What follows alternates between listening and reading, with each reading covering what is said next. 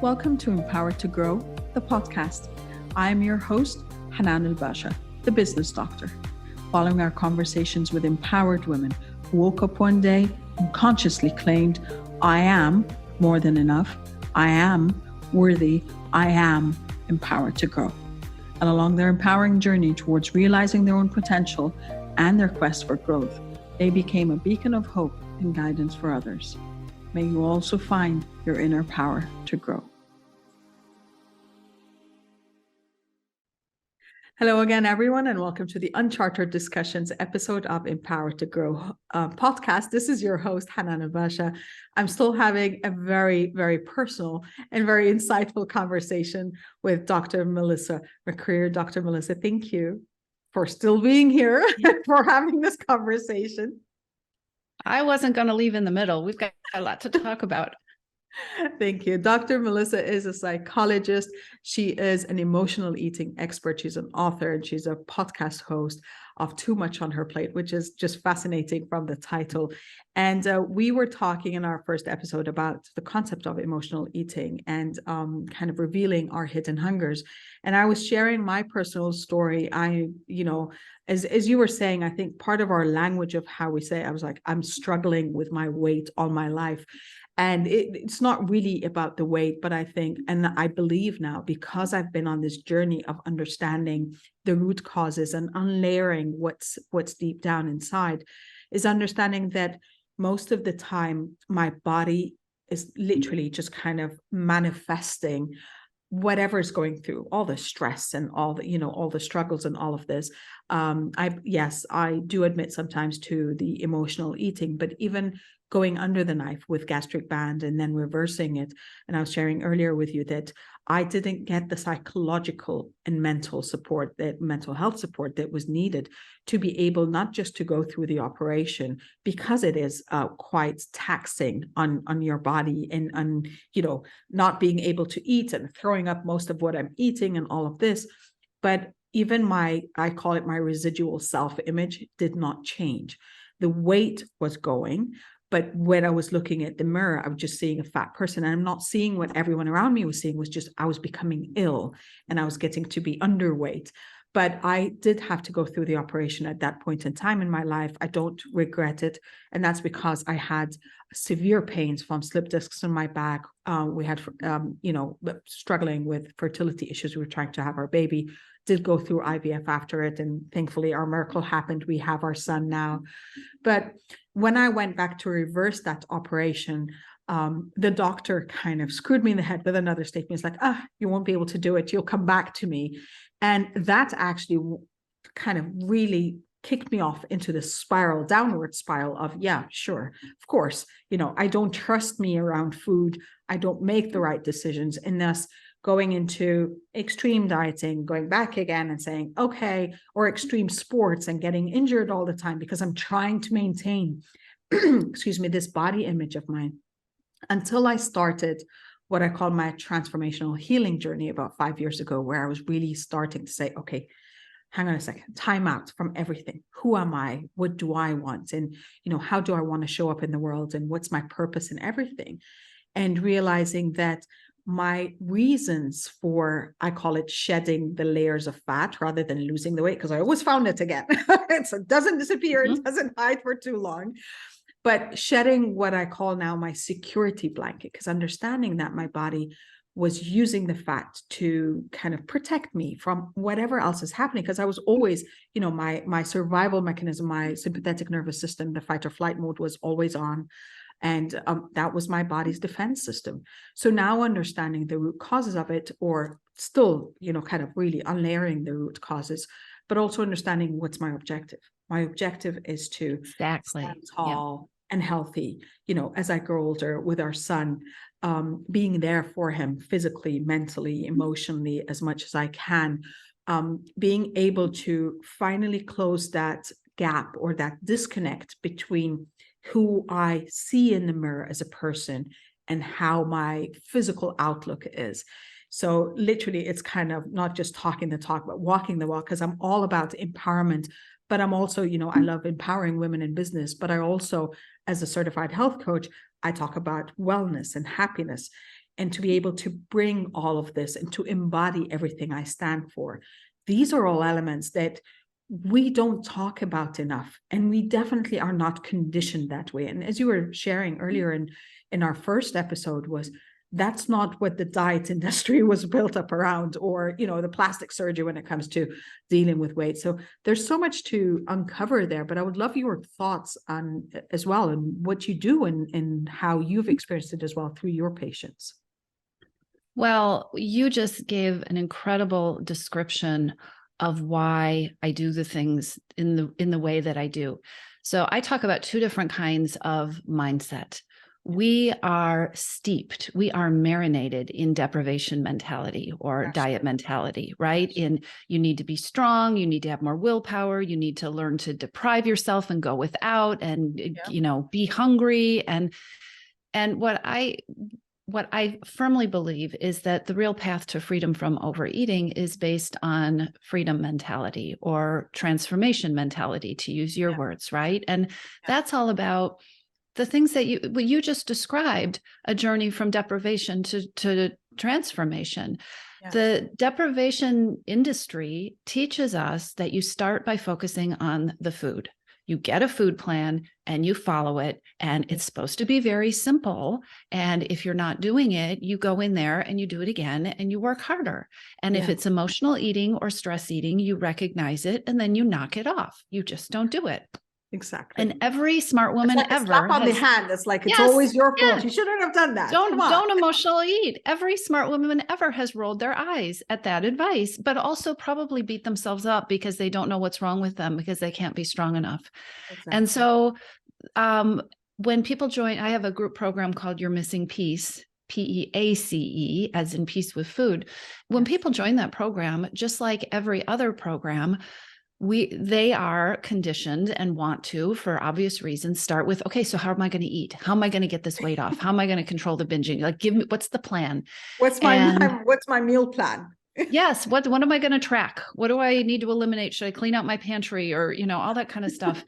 And it takes we have to really work at the fact that we don't even get to that until the second month of the program, because the first month is all about embracing your power and finding your power and doing some of the things you just described. Like what really is your why? Yeah. Why do you want this? What is the thing that makes you feel kind of fizzy and excited to think about having that? Because a number on the scale isn't it. No. A number on the scale is not your friend. It is arbitrary. It is not predictable. And deprivation mentality gives that number the power to give you a good day or a bad day, to feel good about yourself, to feel bad about yourself, right? Guilt trip yourself. Guilt trip yourself. And also to stay, the biggest myth of deprivation mentality is that if it's not working, you're not working hard enough. And if you think that through, it's basically saying you are on a hamster wheel, run faster. Mm-hmm. And there are a lot of really smart, capable women running on a hamster wheel thinking, if I could just go faster, I would get somewhere, right? And so the key to getting off the hamster wheel is really getting clear on your power and starting to ask smart questions like, what do I know about why I'm eating? What do I know about why I just ended up in the kitchen? Yep. What do I know about why today has felt really challenging and yesterday felt like a breeze? What do I know about what I'm hungry for? What do I know about what I want and what I need? And these are questions that so often busy women skip over. We're so conditioned to be focusing on the to-do list and taking care of other people and putting ourselves last. And so we build up these hungers. And when we don't feel like we have the energy or the time or the bandwidth to deal with them, food is there. Food is easy. And not only is food there and easy, but I think the other piece that is really seductive for women is that it is so easy to eat and not disappoint anybody else. You can keep doing all the stuff you're doing for everybody, and stop at the drive-through. Yes. Yeah. And the part as well, which is very important, which you pointed out too, it's not just about the deprivation, and it's not just about, you eat right, you exercise. I know, because I've tried that too. When I walked out of the businesses I was building. And I said, I'm going to take care of me, as I was working on completing my doctoral thesis or study. And I said, okay, that's all I'm doing. And now I discovered CrossFit and kickboxing, and I was having so much fun with it. And then my Fitness Pal, of course, the app, and I was tracking my micro and my macronutrients and all of this. And I actually gained 20 kilos in 1 year, which is what, approximately 50 pounds. And that's the moment where I stopped and said, the book does not say so. The book says you exercise, you eat right, and you lose weight. How am I the only person that is going through that and goes the other way? And this is actually what got me into the health coaching certification, is understanding. I'm like, okay, I've got to get the time out to understand what's happening internally. And that's where I started discovering how stress impacts us, and how our trends and our patterns and our stories and all the limitations and conditioning we've had impact our nervous system and how our body reacts to that. So it doesn't matter what you're doing on the outside if you're not dealing with the inside. And for me, was also the kind of the start of the journey of understanding what are my subjective success parameters and what makes me happy, and how do I define wellness and all of this. This for me was the kickoff of a completely different trajectory of how I had my relationship with food, but also, my health and my happiness. And this is where I started even changing my language. So it was no longer, I don't use the word diet anymore. And I say, I eat for nourishment. I nourish my body because I'm thinking of every cell that goes inside, that it passes by. But even that, still, there were other layers. And this is what I'm still working to unravel, the other layers of how my body still needs to feel safe to let go of the fat cells, safe to say, okay, fine, I'm going to react positively to what you're doing. And this is basically the embodiment of the work you are doing, is saying, how do we change not only our language, but our mentality towards food and our relationship with it, and look at what are the root causes, where are our hunger kind of areas that we need to address first. And what are I can just keep growing this, because what are the stories that we are telling ourselves about not just what food is for, but what we are capable of, and also what change has to look like. Yes. Because the mentality, the diet mentality goes so deep, and we have these soundtracks in our head where we talk to ourselves 24/7, right? And we repeat these thoughts and these beliefs so often and so unconsciously that they start to feel like facts. Yeah. It is very easy for me to sit here and say, hey, there's a reason you're eating, and it's not that you're lazy, and it's not that you don't have enough willpower. But I will bet you so many people listening to this, and myself on certain occasions, I feel, that idea that if it's not working, I'm not working hard enough, is so embedded. It comes up. And unless we catch it, it takes us in the wrong direction, because you cannot be curious and open to growth at the same time that you are stuck in guilt and self-blame. Once you blame yourself, you've already decided, well, I am the problem. The reason is me. So there's nowhere else to look. And it actually contributes to you staying stuck on a hamster wheel that isn't going to take you anywhere. That's true. Dr. Melissa, another element of it, which I think is also important, because we don't know how to deal with it, is once we get on this journey, we get on this journey with you saying, I'm going to work on this. I'm going to find where my hunger areas are, or my hunger, sorry, what did you call them again? I missed that. Hidden hungers. Hidden hungers, where my hidden hungers are, and I'm going to change myself. Now, how do we embody that in a way that does not impact our relationship with others? Because, once we have families and we have friends, and now you're making different decisions about what you're joining in and what you're saying, I'm not going to be there for this. How do you kind of maneuver around this change and transformation as well, without it impacting you negatively and saying, you know what, I give up, fine. We're going to have, the birthday cake, fine, bring on the big piece, or drinks night, whatever it is that could impede your own progress from that perspective? I think it's a dance.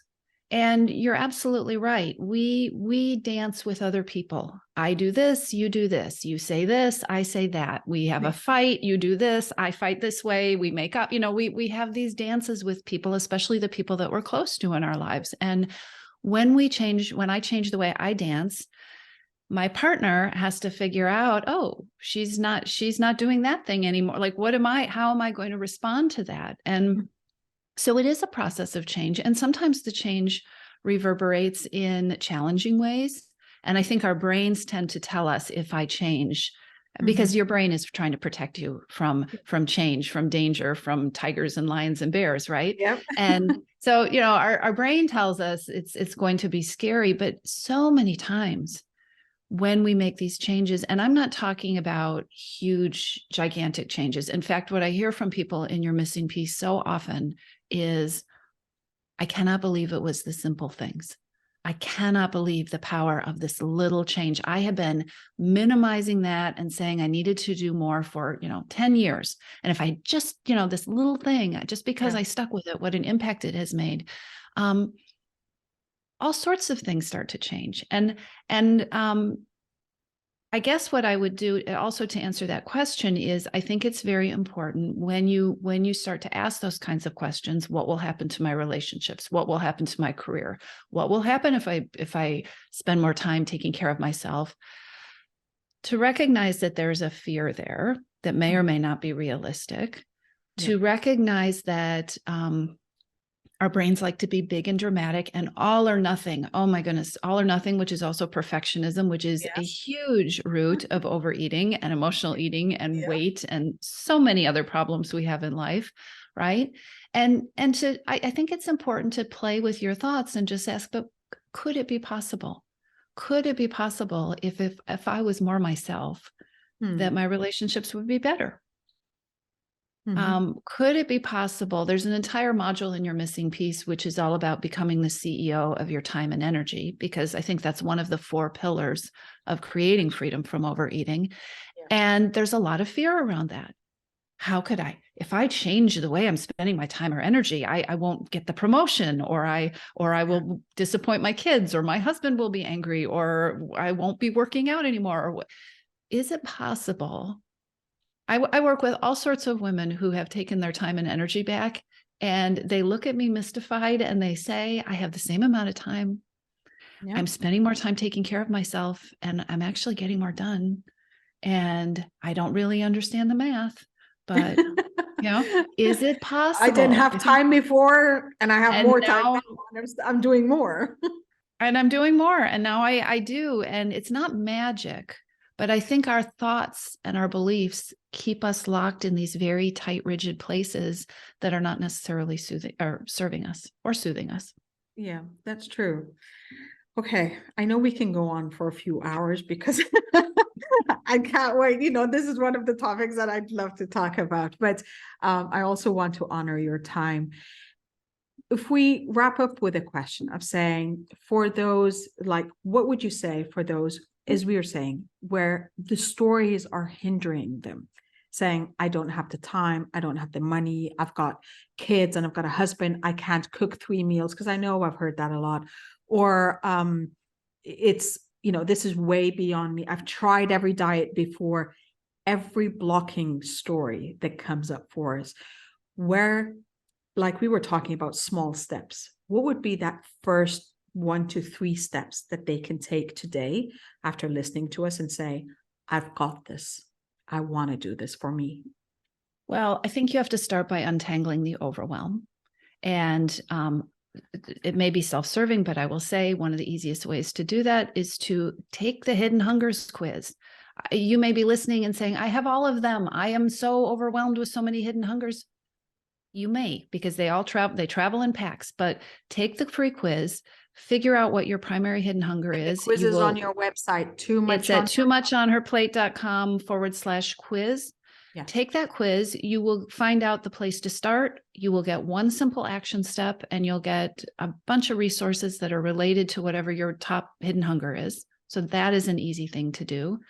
The second, I'll teach you a practice that you can do right now, which is the power pause is what I call it. It's a combination of the power pose and the pause. So, you strike a pose that feels powerful. It could be your yoga star pose. It could be Wonder Woman pose with your pose with your hands on your hips and your, like a superhero.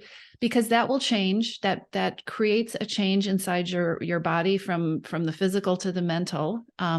Strike a power pose, and then ask yourself 3 questions. Take a deep breath and ask yourself, what do I know in this moment about what I am feeling? What do I know in this moment about what I need? And what do I know in this moment about what I want? And then do not beat yourself up if you don't know the answer. Yeah. It's a practice. Yeah. But I guarantee you start paying attention to those questions, it will start putting you on a path to feeding yourself what you need and taking your power back. And the thing is, as you take your power back, you deflate the power that food has in your life. That's true. I love that. And I absolutely love the fact that you're a psychologist working on this. And we're not talking about diet. We're not talking about, portion control. We're not talking about all this.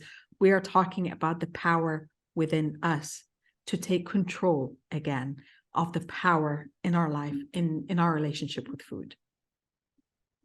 I think most women know more than they ever wanted to know about diet and nutrition and food plans. They could probably write a book.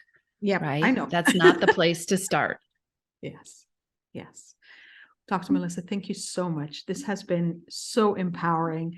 I'm going to go and do that hidden hungers test right now, the quiz, just to also make sure that I'm on the track of my empowerment to changing my relationship with food, but more importantly, to regain power in my life in the area where I do feel the weakness every once in a while. Thank you so much for having this conversation with me. Thank you.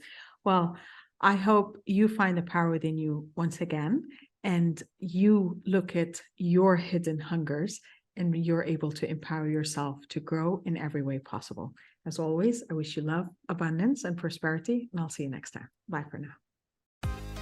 Thank you for listening to the Empowered to Grow podcast.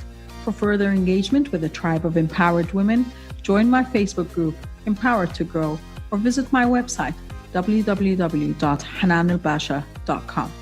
I'll catch you on the next episode. And until then, know that empowered you empowers others. Love, abundance, and prosperity to you all.